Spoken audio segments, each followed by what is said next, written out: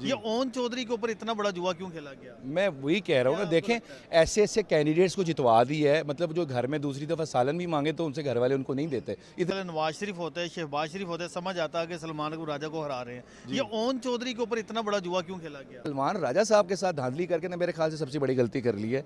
वो बिल्कुल इनको ना घर तक छोड़ के आएंगे, मैं आपको बता रहा हूँ। एक तो बड़े पाए के वकील हैं, आपको पता, सबको पता है वहाँ पे, ठीक है। और उन्होंने ये लटकने भी नहीं देना केस के, जी स्टे ले लिया और जी चल रहा है 3-4 साल। वो आपका 2-3 महीने के अंदर ही फैसला करवा के दिखाएंगे और वो एक्सपोज करेंगे इस पूरे एक खलके की वजह से।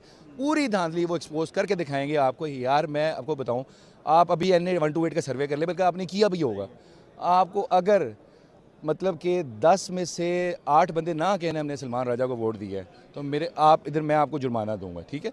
हमारा इतना क्लियर मैंडेट चोरी कर लिया और नज़र आ रहा है पुलिस के SP ने मॉडल टाउन ने बाहर निकाल दिया है। बताइए जी जी। कि